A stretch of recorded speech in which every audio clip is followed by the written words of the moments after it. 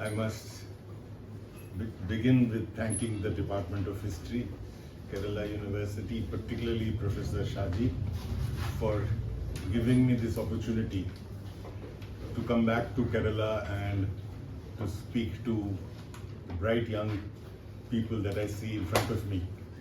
JNU at one time used to have a very large Kerala contingent, and we were very happy about it, but unfortunately, as you know, things have changed. Last year, not a single person was recruited from Kerala, not one.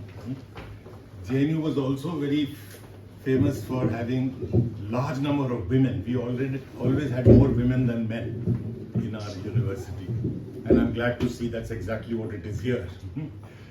But even that has changed this year. I thought I speak so loud anyway, no? But if you like.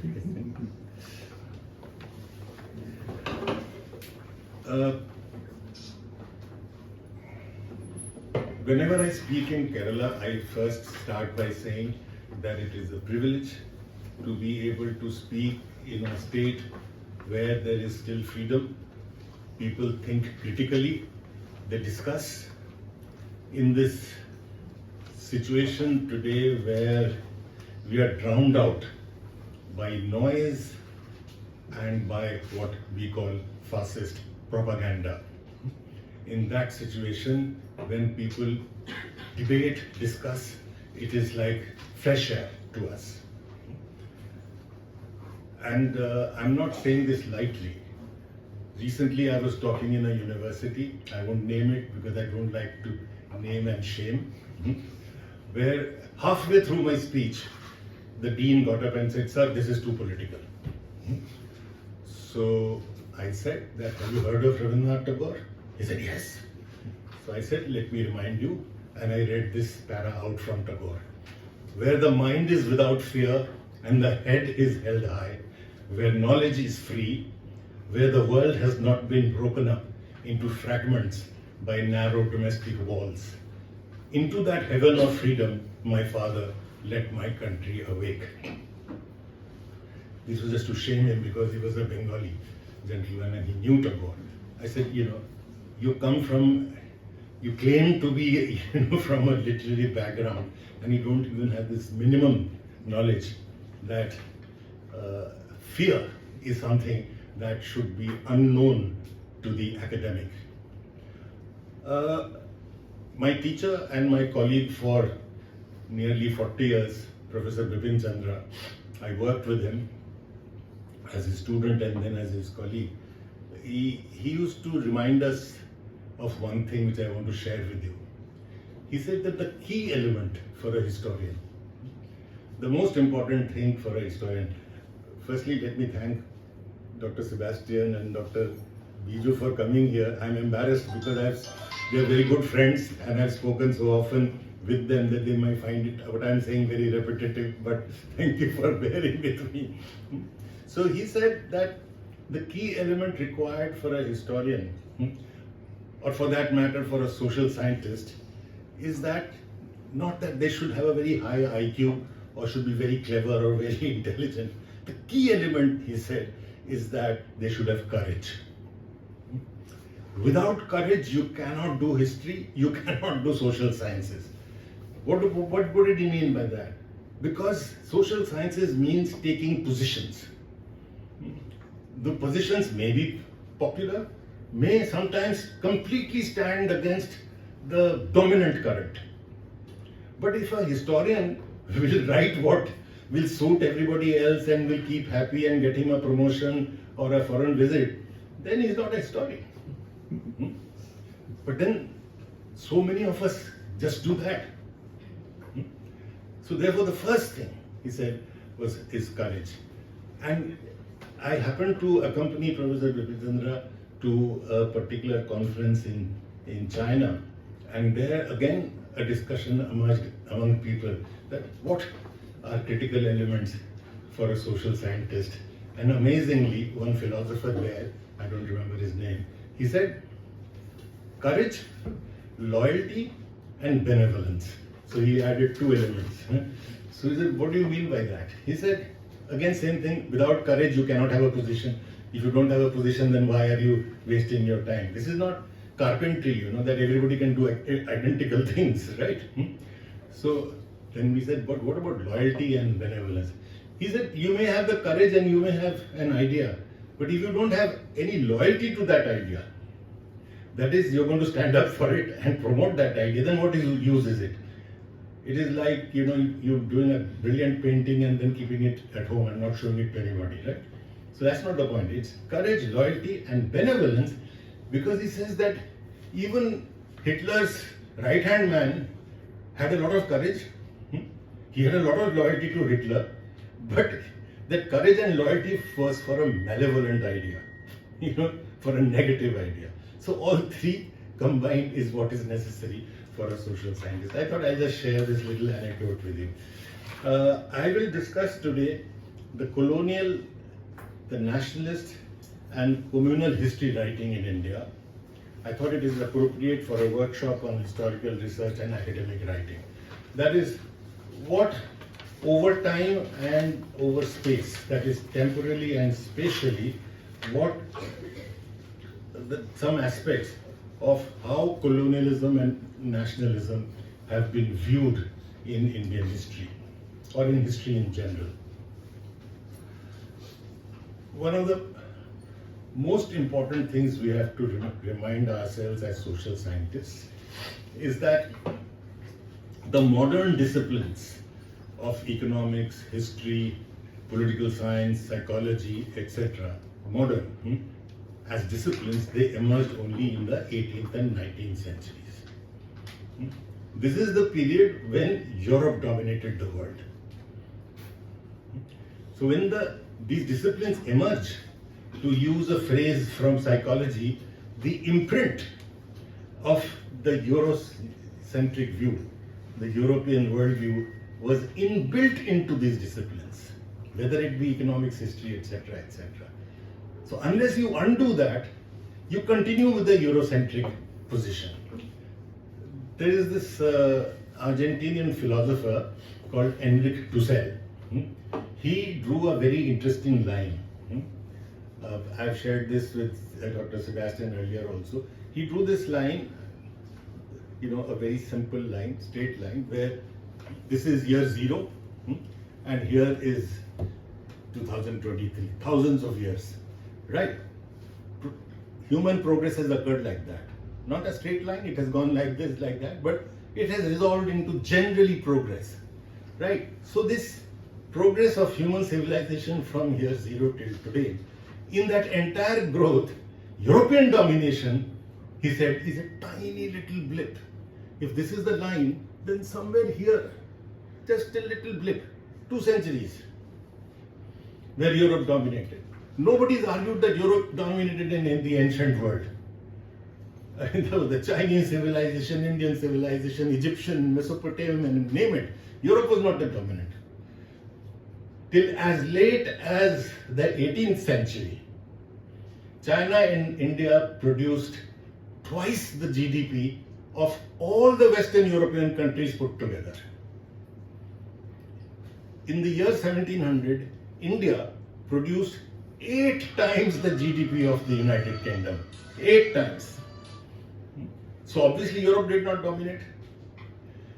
As Sven Beckert, a historian from Harvard, has written in his book, Empire of Cotton, he says in the 18th century, what the British were doing was leading the world's biggest industrial espionage to try and steal technology from India and China.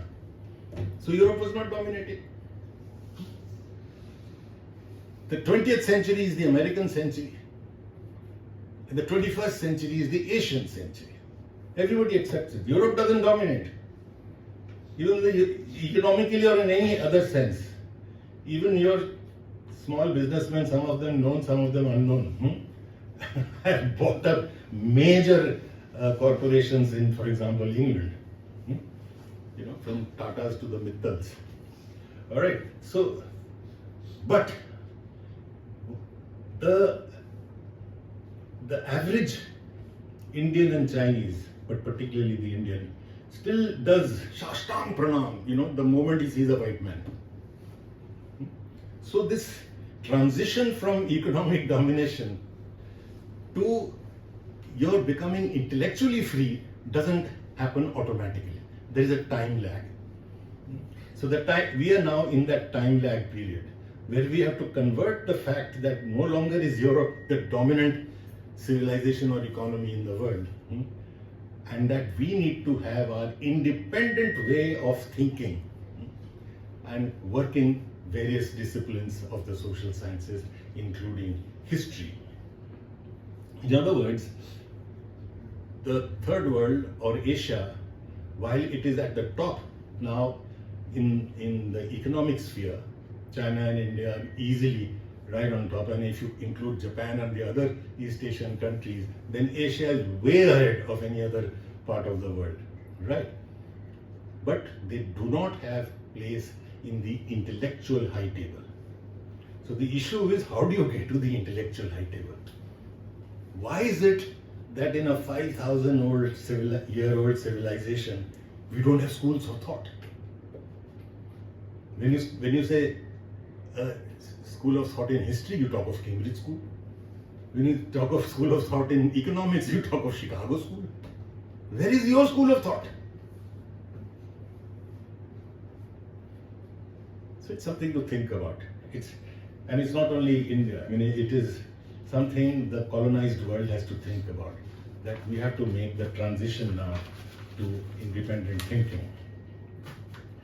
Now, why should we do any independent thinking? Because, as I will show you, that Eurocentrism, looking at your own history from the ancient past till today through European glasses, does not tell you the correct story. And let me tell you how. In trying to see this, that how Eurocentrism enters into those who emerge out of that ecosystem, irrespective of what their ideology is. Even Marxism is no inoculation that once you get a Marxist injection, then Eurocentrism will go out. No. Unless you struggled against it, it will not go out. So I looked at some of the top Marxist thinkers who are my favorites. In my opinion, the greatest historian we have produced is Eric Hobsbawm as a world historian, right? Eric Hobsbawm, he wrote this series of books, Age of Revolution, Age of Capital, Age of Empire. The last was Age of Extremes. The Age of Extremes, the short 20th century, that's what he calls it. In that book, he does a periodization, and the periodization is the following.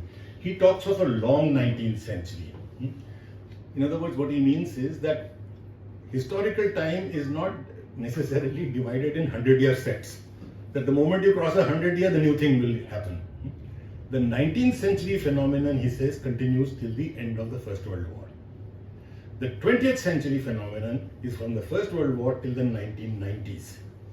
And the 21st century phenomenon begins at the end of the 20th century and is continuing. This is how you divide it, with which we have no quarrel.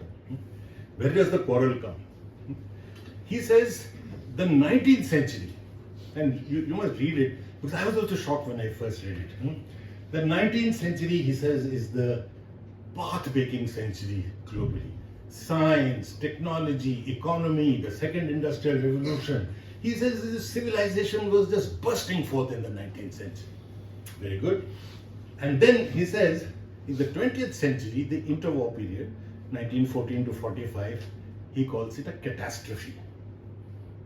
A bad period. World wars, depression, this, that, and the other. And then there is a golden period, 50s, 60s, 70s, 80s.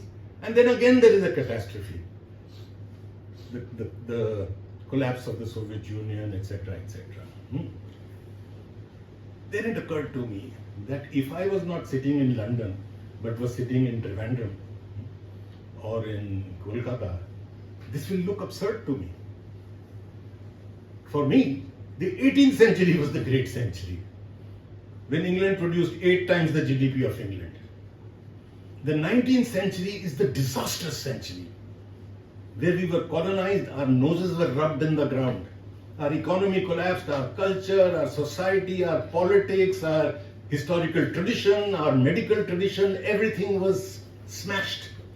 He's calling it the glorious 19th century. It is the glorious 19th century for Europe. But for most people on this planet Earth, it was not. If you took India, China, Latin America, Africa, the 19th century was the most worst century. But here is a Marxist. He is not an imperialist. But it doesn't enter because you are not studying the world through the glasses of the oppressed. That is why we need to think. You young scholars need to think independently of your own society, of your own people. If you are not rooted in your own people, do not even enter the field of social sciences. As I said, it is not carpentry, that anybody can become a professional. It is linked with your people, linked with your society. If you are not linked with your society, then you do not write anything which is meaningful. Okay. So the 19th century periodization is not acceptable. 1914 to 45, interwar period, he says is a catastrophe. Now, if you read any colonial country's history, whether it is India, Indonesia, Latin America, you find it is in this period that these countries were making rapid progress. What Professor Bipin Chandra called, when the loosening of the links occurred with imperialism because of the war, because of the depression, these countries got a spurt of growth. So India was actually growing in the 1914-45 period because the link with imperialism got broken. This theory was first written by Andre Gunder Frank, the Latin American historian, the famous dependency thinker. And then it was demonstrated for India by Bipin Chandra, by Alec Gordon for Indonesia, and so on and so forth. All right. So again, we got a different perspective. The 90s he is calling another catastrophe, because from the European perspective, or particularly his perspective, it was. But the 90s is precisely the period when the Asian century begins. The resurgence of the Asian world begins towards the end of the 20th century, 1990s. So calling that as a catastrophe, it would be wrong. So this I'm giving you this example to drive home the point that Eurocentrism, which is often colonialist also, not necessarily, must be critiqued when you write your own history. But I'll give you a few more examples which are equally damaging. The second example I'll give you is of any economic historian of the Industrial Revolution, any, right wing, left wing. David Landis, not a Marxist. Eric Hobsbawm, Marxist. Morris Dobb, the most well-known economist from Cambridge, a Marxist. None of them in their writing give any role to tribute from the colony leading to industrialization in England. This is shocking for us. Whereas our historians, beginning from Dadabhai Naoroji to Irfan Habib to Bipin Chandra, etc., what are they saying? What are they demonstrated? Utsa Patnaik, what have they demonstrated? That when Britain was investing 7% of its GDP to be the first industrialized country in the world, 85% of what Britain was investing came as tribute from the colonies. 85%. You see, how does industrial revolution occur? By investing, no? So where do you get the resources to invest from? You can't say from the corporate sector, we'll tax the corporate sector. The corporate sector does not exist. You're talking of primitive accumulation, the first industrial revolution. It has to be raised from agriculture and on the backs of the working class. There is no other way industrial revolution occurs. You have to tax your agriculture, you have to oppress your working class. Read any book of Charles Dickens and see the condition of the working class in the 18th century, 19th century. All right? That is the only way industrial revolution occurs. But to the extent that you can draw the surplus from the colony, to that extent, your working class and peasantry doesn't have to be suppressed.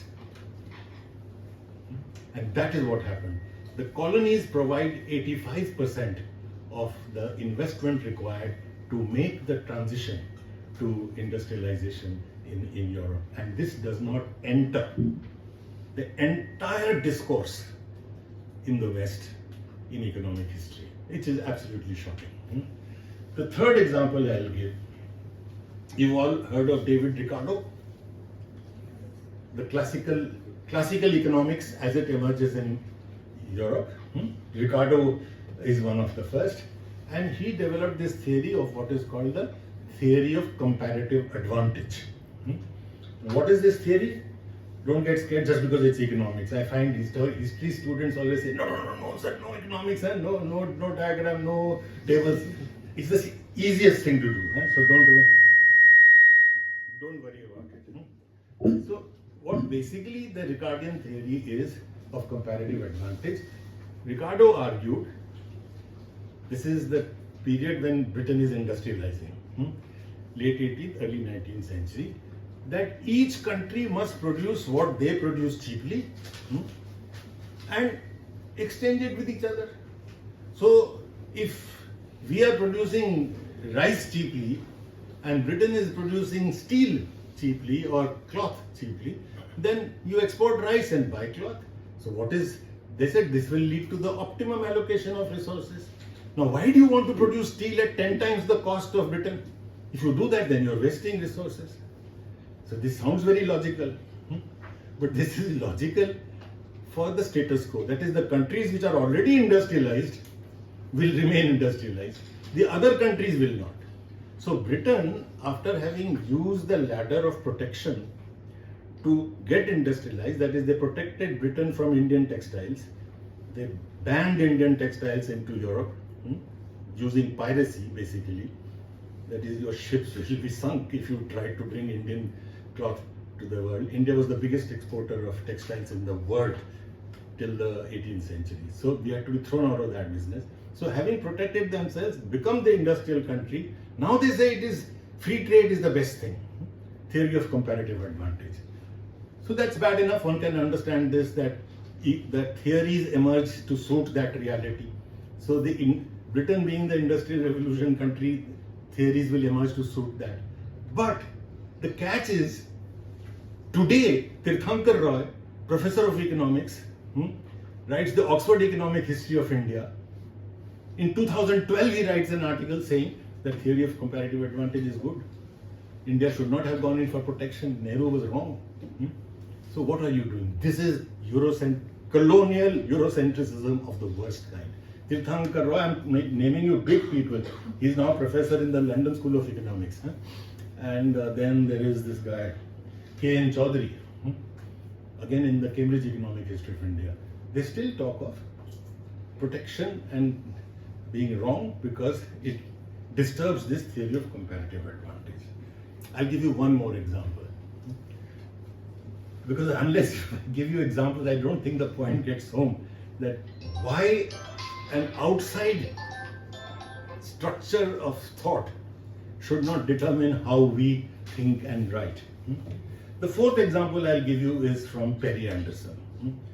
Have you heard of Perry Anderson? Perry Anderson was a very famous left intellectual in the world.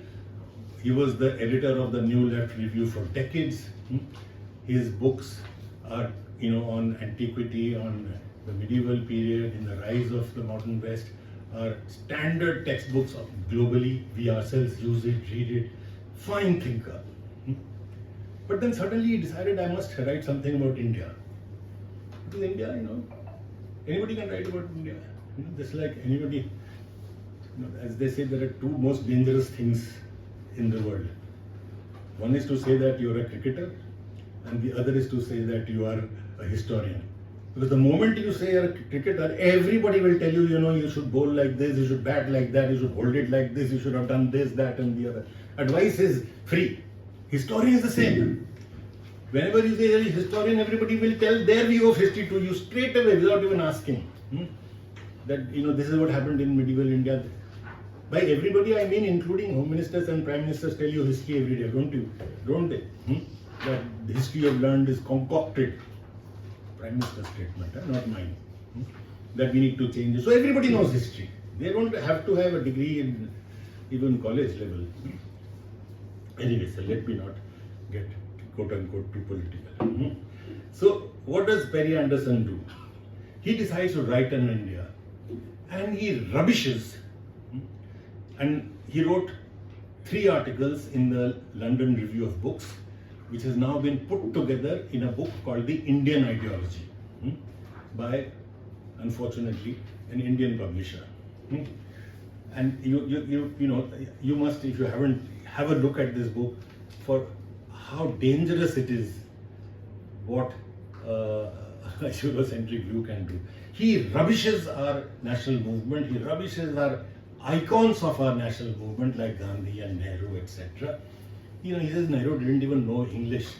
Otherwise, why would he give this speech, the midnight hour speech, that while the world sleeps, India shall awake. He didn't know that in the United States, at that time people were awake. That kind of rubbish, you cannot believe that anybody, an intellectual can write like this. He calls Gandhi a baniya, a caste leader and stuff like that.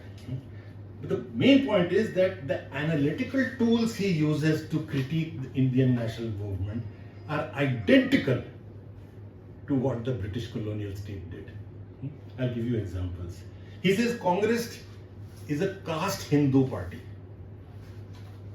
Not today's Congress. The Indian National Congress of the 1880s, 90s, he's saying it's a upper caste Hindu party. This is Lord Dufferin. The Congress said, we represent the Indian people. They said, no, you represent the microscopic minority. This is Dufferin's language. And what is that back? This Kuleen Brahmins and Chippavan Brahmins and this, that and the other. You don't represent the Muslims, you do not represent the Dalits, you do not represent any other caste. So that is number one. Second, he says he accepts the British position that Britain is protecting the minorities and the Dalits. This is the colonial view, which he accepts. And then he says that he accepts the British position that the Indian people are motivated by what they call primordial identities, that is, identities of caste and religion. We, the uncivilized, barbarous little bandars, we are only motivated by religion and caste, whereas they can be motivated on the basis of nation and class. That is why in India, there is Hindu rule, there is Muslim rule, but after that it is not Christian rule, after that it is British rule. Because then category of nation suddenly appears from nowhere. But for us, it is going to be only religion. So this is a British construct, which he accepts. And then he says, this is the most shocking part. He says that the reason why the partition occurred was the Indian National Congress, not the British rule, not the Muslim League, not the Hindu Mahasabha, not the communal parties, but the Indian National Congress. This is again the British view. And that people like Gandhiji opposed, had this difference of opinion with Ambedkar on the Pune Pact, as you know, where Gandhi opposed separate electorate. He says he did it because he was a caste baniya. Now, do you people know what separate electorate means?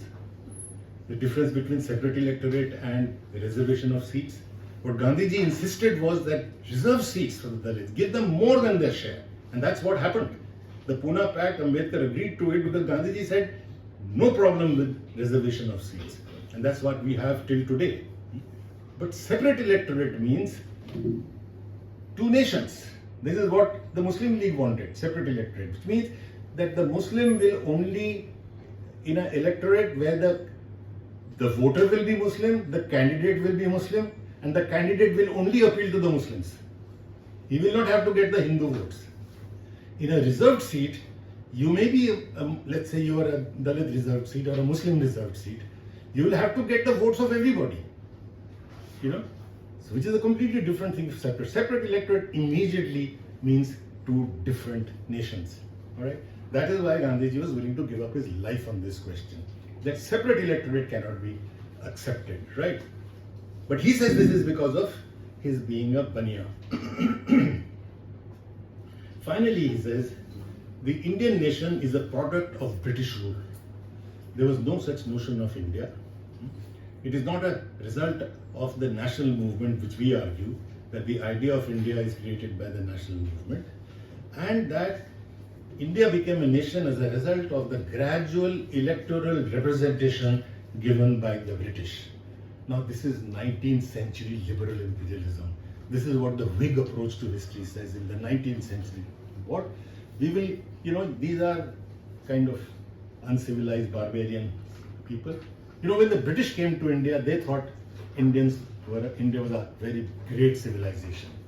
Because at that time, as I said, we were producing 8 times their GDP, right? So even in Hastings and Clive's time, their writings, they may be looting India, but they call India a great civilization. The Orientalists in the 18th century call India a great civilization, from whom you have to learn. So they learn Sanskrit, they learn Persian, they try to understand India. By the 19th century, it has changed. They have now become an industrialized country. So now India becomes barbaric, the child people, whom we will train into self-government, slowly. So how will we train? We will give them a little by little. 1861 Act, 1891 Act, 1893, 1905, 1919. I'm a very bad historian. I never did history for this reason. I can't remember these acts. So, and 1935, and lo and behold, 1947, you are independent. So, according to Perry Anderson and according to the British, they trained Indians into becoming an Indian nation and independent India. If that was the case, what was the need of the Indian national movement? You have to explain that, no? So how do they explain it? As the Cambridge School does. They call it the Indian National Movement or the Indian National Congress an annual tamasha. Not my language, Anil Seal, the master of Cambridge School. So the national movement is a tamasha. The British are themselves training you into self-government. Now this is a complete, as you know, complete inversion of the truth.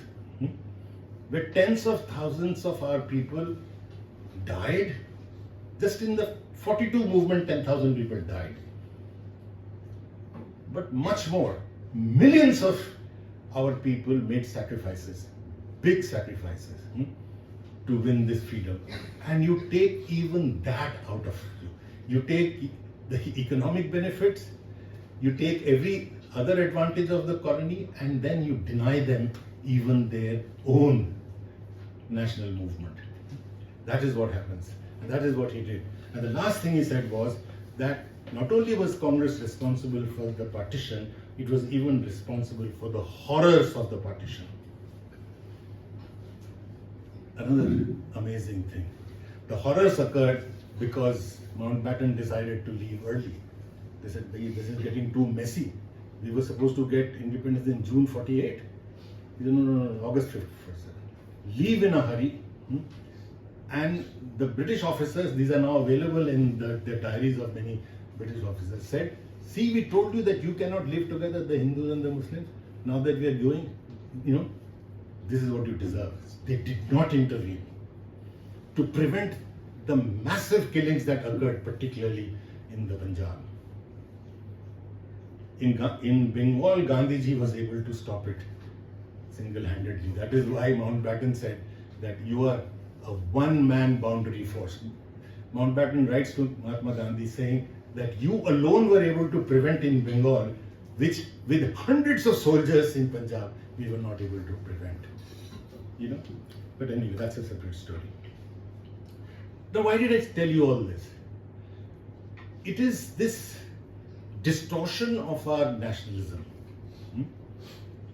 often by the left, which has led to us abandoning the field to the right wing now, to walk away with that nationalism. That segment of our society which never fought the British, they collaborated with them, are now saying we are the big nationalists. They've taken away the nationalist platform because you yourself have abandoned it. What does the subaltern school do? Exactly this. In the subaltern school writings, you'll say they say that Mahatma Gandhi was in fact preventing the people rather than arousing the people into revolution, which is how Lenin described Mahatma Gandhi. Subaltern school says that they prevented people into mass action. What do the postmodernists say? Same. Nationalism is a master narrative. It's a bad thing. Don't touch it. Empower the parts. Even if the parts are communal. Partha Chatterjee actually supports communalism on this ground that it questions the nationalist narrative. Right? Amazing, isn't it? And forgetting that this strengthening of the parts quite often actually leads to the destruction of the whole. This is what happened in Yugoslavia. Imperialism always functions with the slogan of strengthening of the part. British rule in India by the late 19th century was arguing, we are here not to bring in economic progress, not to modernize, which is what they used to say earlier, because our early nationalists demonstrated that no modernization was occurring.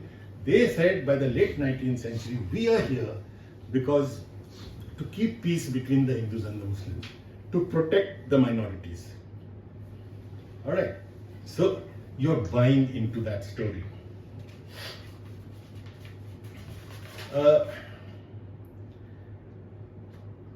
One of the reasons why nationalism was not fully appreciated, the Indian nationalism, and critiqued often by, as I said, even secular and the left, was the confused nationalism in Europe with nationalism in India.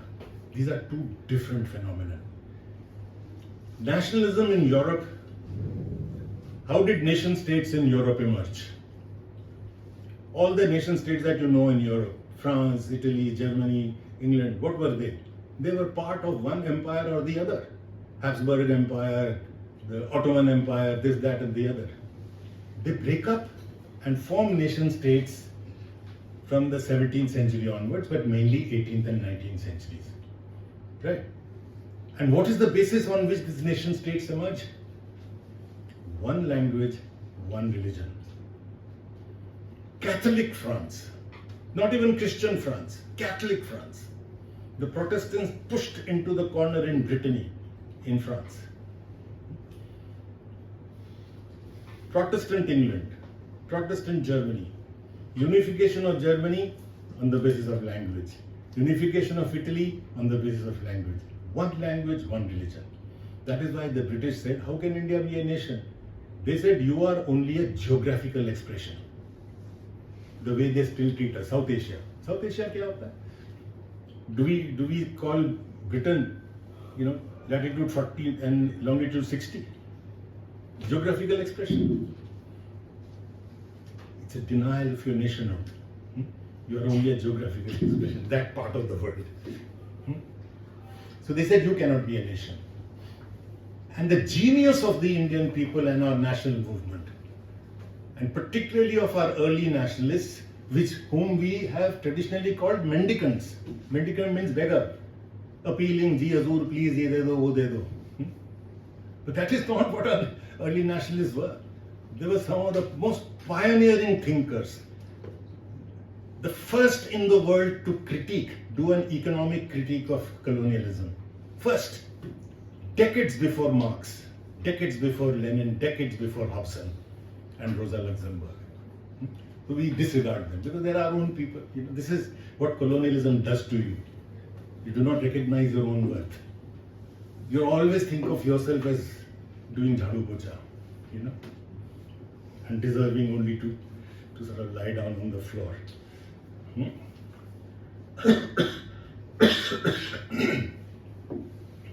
So,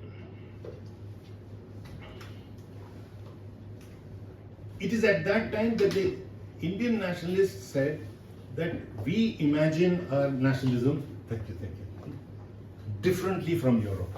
And what is that imagination? In our imagination, we celebrate diversity. The more religions, the more languages, the better. It was a unique description of nation in the world. One of the, we should be proud of our history, not for the wrong things. Like we made aeroplanes, we knew plastic surgery in ancient India. Some of your leaders tell you that, no? Because that is how Ganesha got his elephant, this thing. We knew even stem cell stuff, Otherwise, how were rishis and munis born in matkas and stuff like that? So we don't need to do all that. There is enough science, there is enough astronomy, there is enough in the Varamihiras, and there is enough in our 19th century, the imagination of our nation, where, as I said, it was a global breakthrough in imagining a multicultural, multi-religious nation. The greatest Tamil poet, the greatest Bengali writer, the greatest Malayali thinker was also the greatest nationalist. No contradiction. It did not emerge. So this was very different from European nationalism. European nationalism was one language, one religion, and if it was not contained, it ended up in the manner it did in Germany and Italy. Two things: restrictive, narrow, one religion, one language. Second, aggrandizing. As the nation states emerged in Europe, each one of them became a colonial empire. Each one of them. France, England, Germany, just name it. So built into their nationalism is aggrandizement, suppression of other people.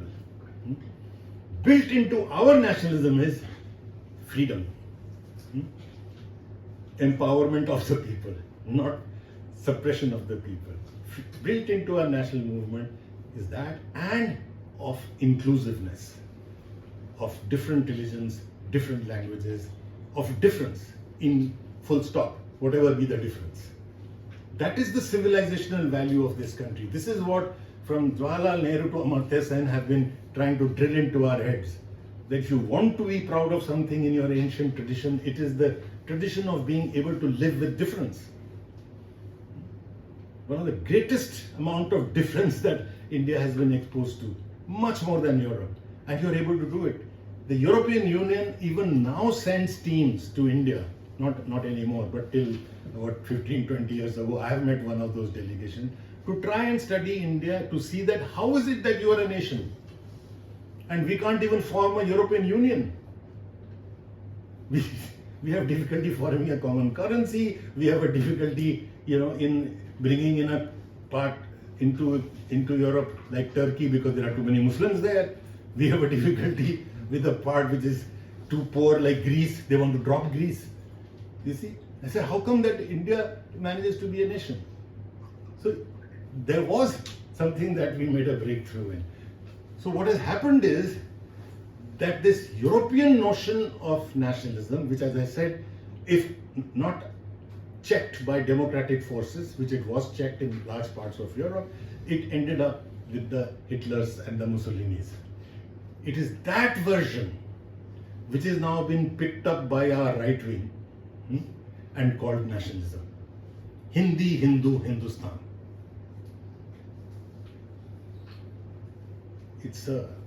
To me, it sends shivers down my spine.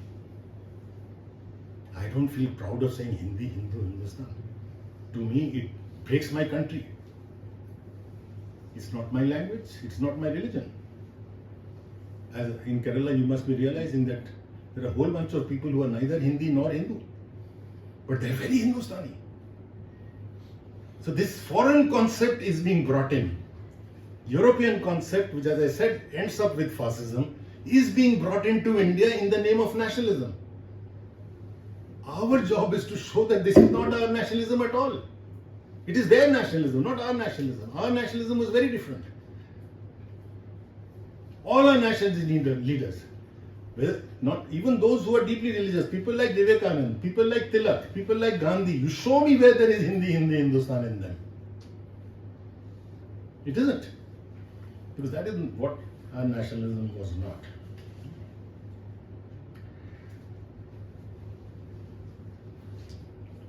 This division of India into multiple religion, looking at Indian civilization as basically divided into religion, occurs in the late 19th century.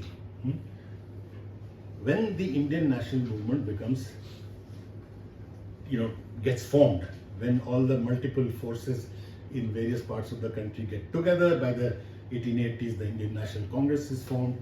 The nationalist threat comes, is also the period when Britain has reached what we call the third stage of colonialism, the finance capital stage, where they have put money into India for the first time. Earlier they were just drawing money out of India. Once they put money into India, the logic changed. Lenin had a very interesting one-line answer for that. He said, the creditor is more firmly attached to the debtor than the seller is to the buyer. Biju has sold me a handkerchief. He charged me 10 times the cost, but he sold it to me, I have taken it, he's got his money. After that, if I live, die, it doesn't matter to him. But he lends me 1 crore. Then he will ensure that I do not die, that I live and earn enough to pay the interest and return the capital. Alright, that's the difference. That's what Lenin says. Creditor is more firmly attached to the debtor than the seller is to the buyer. Before that, it was just trade, Britain and India trading. Now you are invested.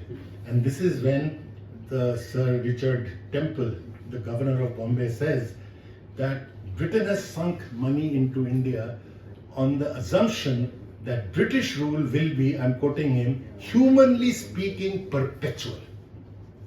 So the notion of permanent British rule comes in once the third stage of colonialism comes in. That is the time that nationalism has come up. Now, on what basis do you justify permanent British rule? You can no longer in the late 19th century argue the white man's burden, that we will educate, we will develop. Because as I said, that view had been disproved by the early nationalists. No modernization is occurring. The only raison d'etre, the only argument they could give was that we are here to protect the minorities. And this is not only Britain and India. This became the slogan for all colonial empires globally. That we are there to protect the minority. Britain is in Ireland to protect the Protestants, otherwise the Catholics will eat them out. They are in Africa to protect one tribe against the other tribe. They are in India to protect the Muslims against the Hindus, etc. So this becomes the argument. If the raison d'etre is that you people are divided on the basis of religion and you need a third party as empire, then you have to make that country divided on the basis of religion. So you have to promote communal divide. And in promoting that communal divide, their instruments were the communal parties, the Muslim League, the Hindu Mahasabha, and such like. It is the instruments of British rule, colonial rule, who are now unfortunately ruling your country as the nationalists. It's an inversion of history which is frightening. That is why we say, I've written in several places, that the longest lasting legacy of colonialism is not that it leaves you, as Tagore said, with mud and filth. It leaves you poor, it leaves you without a history, without your culture, etc., etc. The longest lasting legacy of colonialism is that wherever it has gone, it has left behind a divided people. And if you ask me what is the biggest threat to India today, I would say our divisions within. This is exactly what is true in large parts of the former colonial world. In the Middle East, in Latin America, in Africa, wherever colonialism has gone, they've left behind a divided people, created divisions which did not exist. Okay, how much time do I have? You want a break, sir? No, I don't need a break. Unless you people are tiring, I don't need a break. About 15-20 minutes more. Yeah, then we can have discussions. Okay.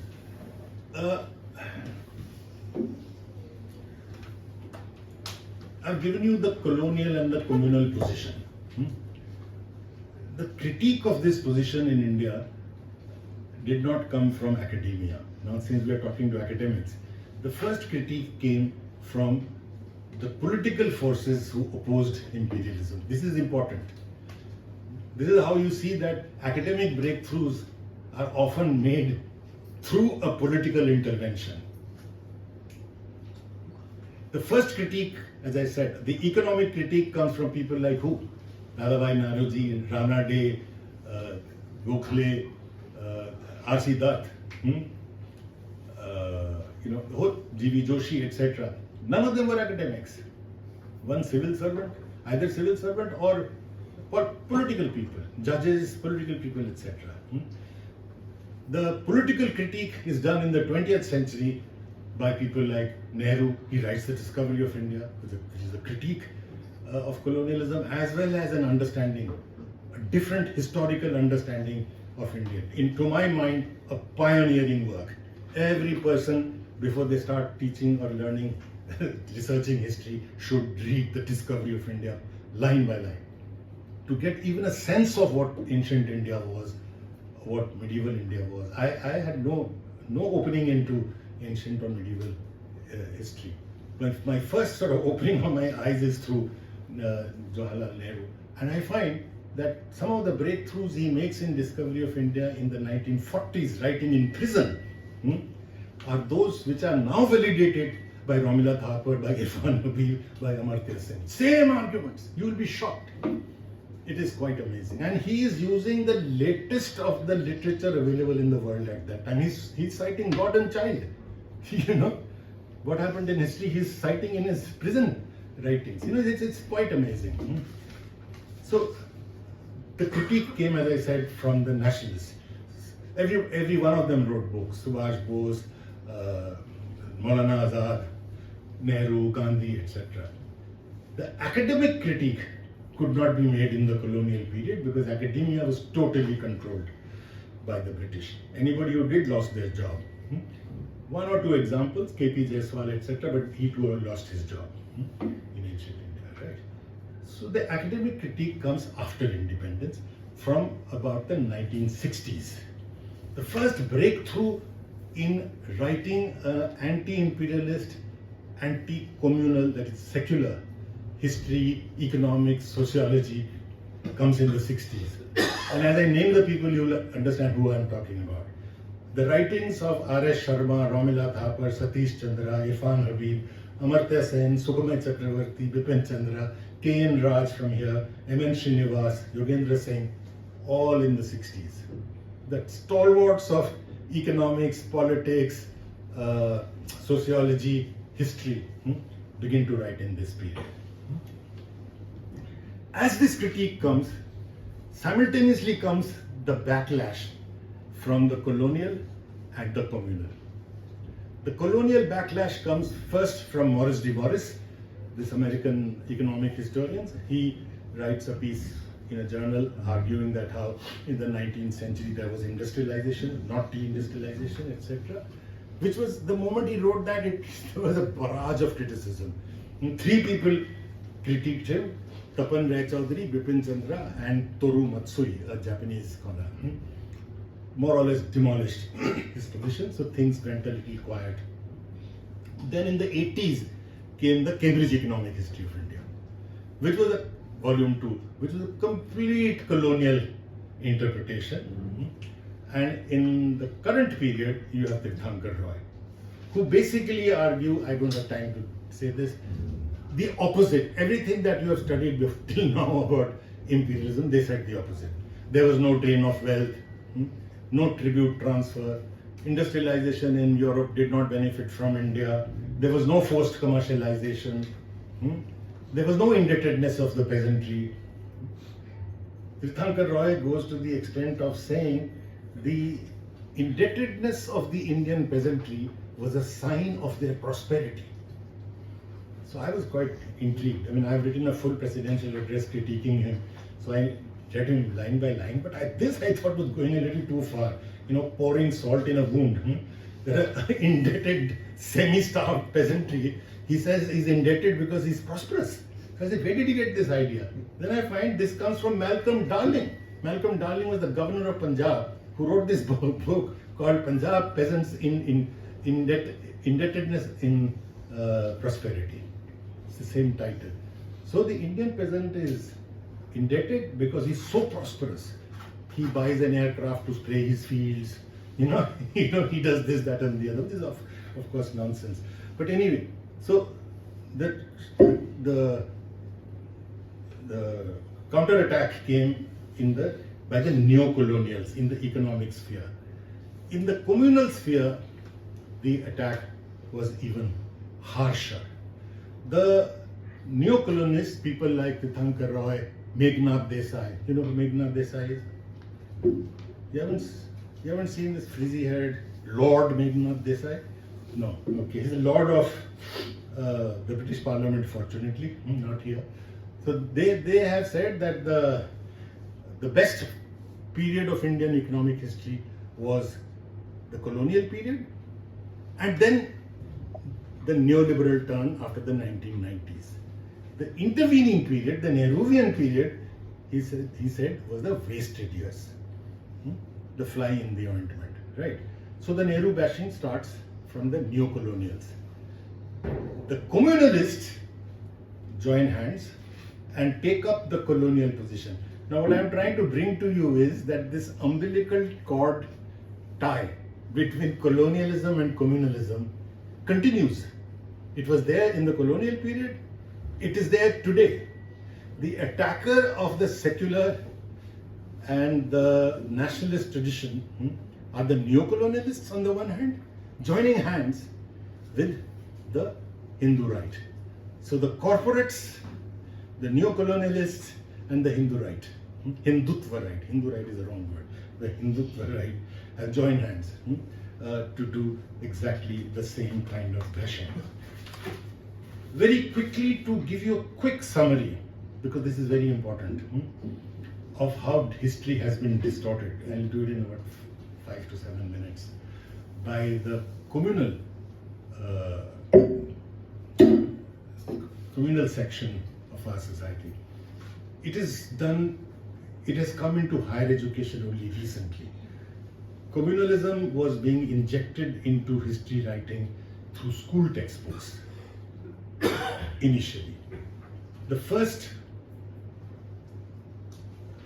what was called Saraswati Shishu Mandir, the RSS school. Once the ban on the RSS was lifted, I hope you're aware that RSS was banned after Mahatma Gandhi's murder. 25,000 of them were arrested, not by Nehru but by Sardar Patel, their favorite, who was the Home Minister, who very clearly wrote to the Prime Minister in the following line. He said, I have no doubt in my mind that it is an extreme section of the Hindu Mahasabha led by Savarkar, which planned the conspiracy and saw it through. This is not me, this is Sardar Patel. All right. So therefore, and the link between Savarkar and RSS was very clear. So the RSS was banned. They were distributing sweets when Gandhiji was murdered. Patel wrote about it. He was extremely upset. He wrote several letters to the Hindu Mahasabha leaders saying that what is this going on? So they were arrested. But such is their habit. Once caught, they said, no, I didn't do it. This is the opposite of the nationalists. When Bhagat Singh or Gandhiji get arrested, they said, yes, we did it, give me the maximum punishment. When they get arrested, they say, no, we didn't do it. Oh, he did it. I wasn't there. Somebody else was there. So they did that, and they said that we will give up politics. So RSS, they said, will be a cultural organization. A written promise that we will be a cultural organization. On that ground, they were let off. Once they were let off, what did they do? They started the first school in 1952 in Golwalkar's presence, Guru Golwalkar. You must have heard of Guruji. He knew a lot of history and geography. Hmm? Shall I give you an example of his great knowledge of history and geography? Hmm? You know, they believe in this Aryan theory, that the Aryans came from India. Hmm? But people questioned it. They said, no, there's this Indo-Aryan culture, that there is a mixing through linguistic and other kind of transfers that occurred from the Middle East, including from Iran. So they can't accept that. But unfortunately, Tilak somewhere said that the Aryans came from the Central Asian region. Now, Tilak was too big a leader for even Golwalkar to say कि इसको कुछ नहीं पता. So he said, yeah, you know. He said, this is not how it was. The Aryans, he said, came from the North Pole. But the North Pole at that time was in India. And it was, to be more specific in case you have a doubt, he said the North Pole was where now Bihar and Odisha is. And slowly it zigzagged and went up back to the North Pole.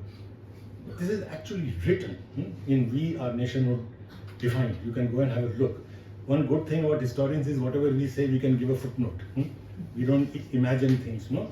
So have a read. So Golwalkar ji starts this school, and then, to cut the story short, today there are 12,000 formal RSS schools with 31.6 lakh students.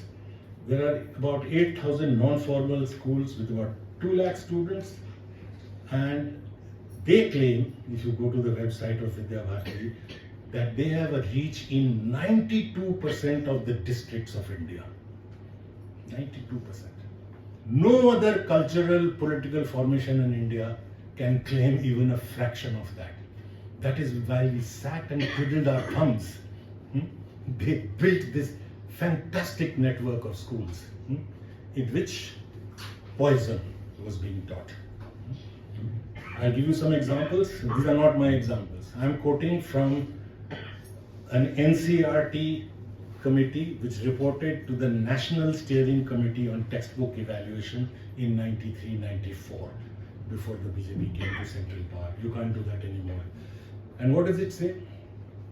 The textbook says, for 9-year-olds, mind you, class 4 textbook, says about Islam. Wherever they go, they carry the Quran in one hand, the sword in the other. Temples are destroyed, universities and libraries are burnt, mothers and sisters are humiliated. This is Islam. Never mind who's saying this.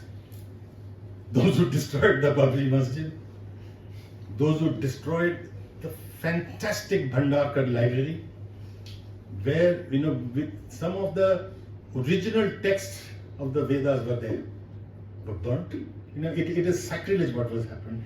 And of course, what they did in Gujarat is very well known to mothers and sisters. And what they continue to do, welcome back with garland the rapists of Bilkis Bano. Right? They are telling you Islam is like that. And Christians are anti-national, and they continue their anti-national activities in Nagaland, Bihar, Kerala, Arunachal Pradesh, etc., etc. So Kerala included, right? Anti-national activities. These are in textbooks, school children learning.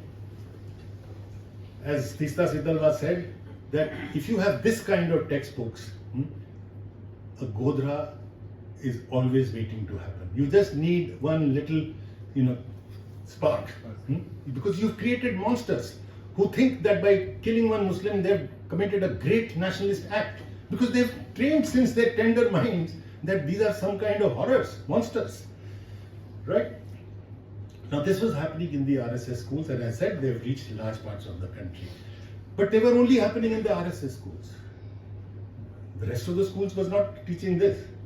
So once state power came to the communal forces, that's very important.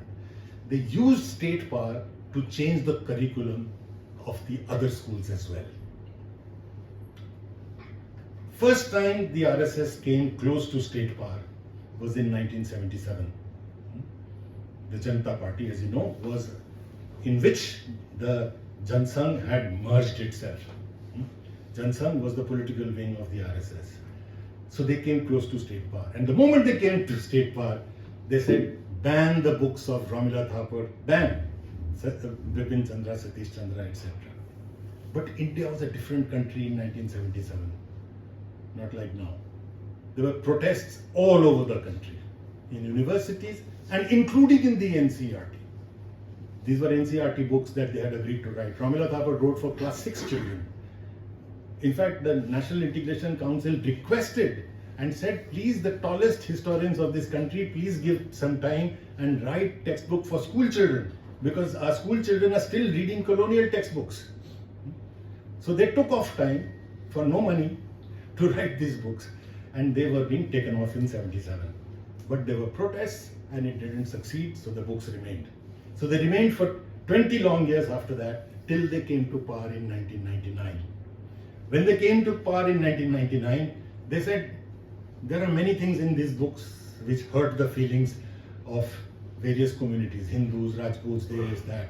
They talk about R.S. Sharma's book, they said must have lots of deletions because he talks of slavery in ancient India, he talks of Dalit oppression. There was no, because according to them there was no caste system, caste came only with the Muslims. In ancient India there were no castes according to them. So they said these must be deleted.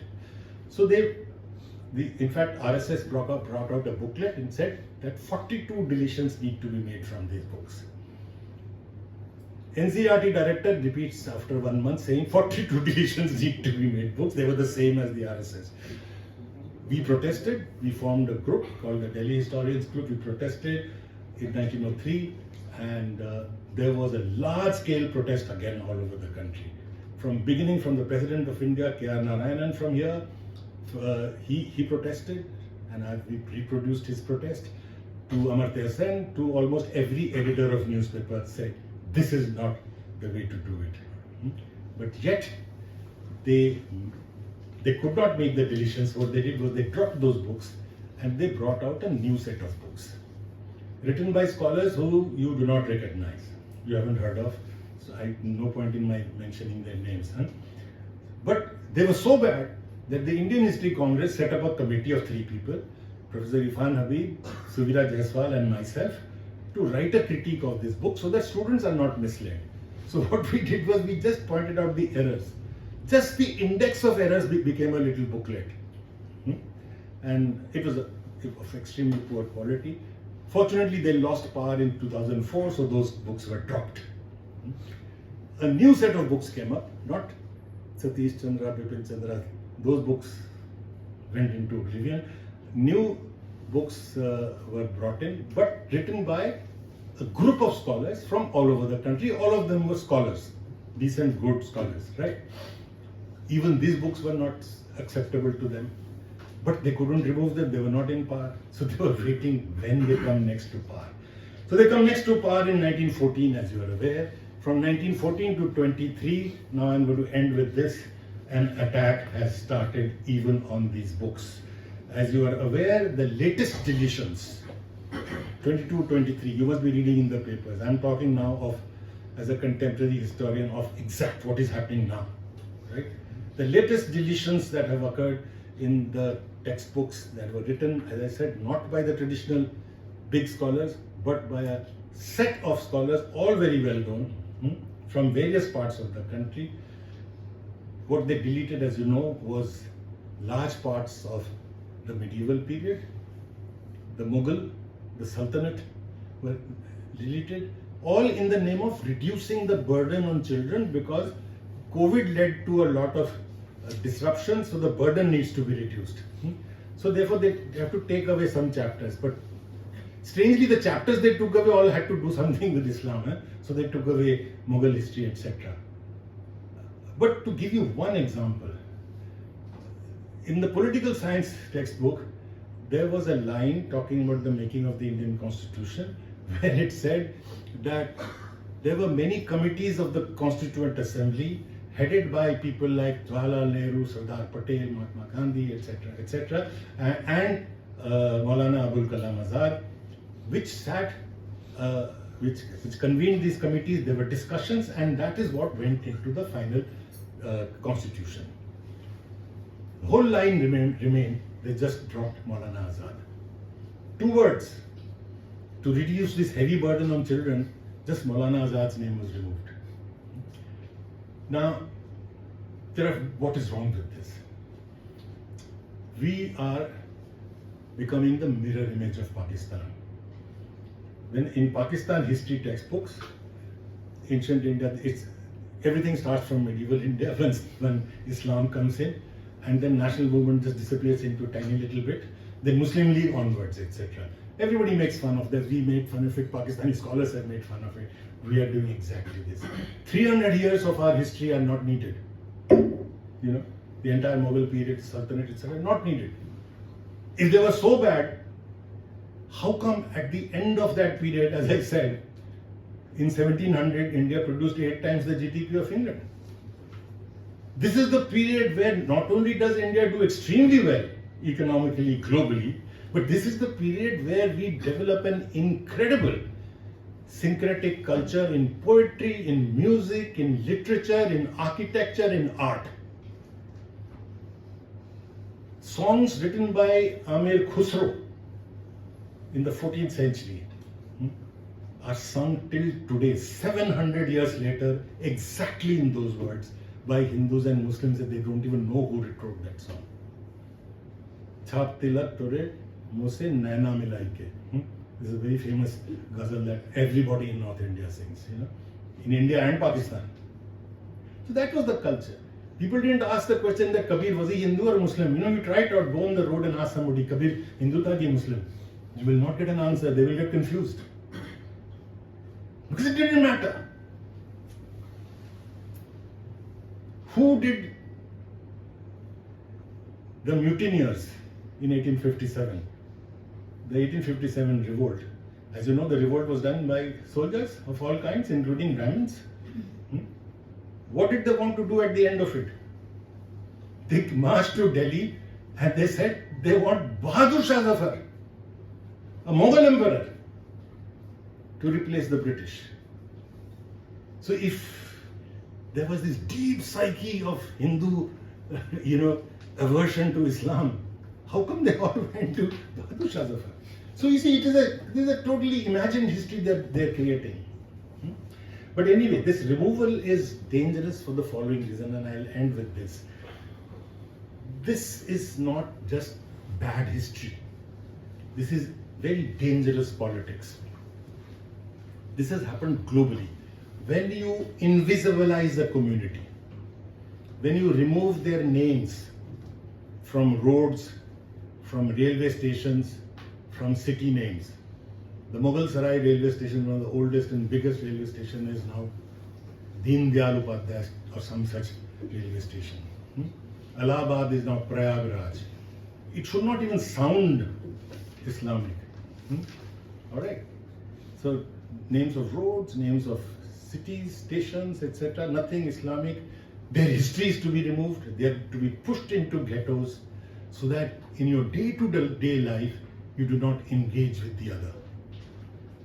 This is what precedes genocide globally. This is what happened in Turkey when they did genocide on the Armenians. Exactly this. Removed names, removed them from history, etc. This is what happened in Rwanda. And this is what this guy, Gregory Stanton, you may have heard of him. He's the founder, director of Genocide Watch. He's the one who predicted the genocide in Rwanda. He says, I'm quoting him verbatim, and he said it in a US congressional briefing. He says, we are seeing in India the beginning of what would be by far the largest genocide in history. So let us be aware. Let us not be, hide our heads under the sand and say, ki theek hai, chal jayega. It is part of a design. And you are not dealing with just 6 million Jews. You're talking here of 200 million Muslims. 200 million. That's why Stanton is saying that if you create division and distrust and hatred in a society like India, you're going to see the kind of, as you said, the largest genocide in history. So therefore, these matters of distortions of history are not just bad history by some stupid historian to be ignored. These are to be combated. And as I said in the beginning, I will end with this. They have to be combated because this distortion of history is being weaponized. It is being used as an instrument to destroy the civilizational values of our freedom movement: democracy, civil liberties, and secularism. All right? And as I said in the beginning, now is the time for the historians and the social scientists and the intellectuals to stand up and be counted, to counter this hate propaganda that passes as history. Thank you so much.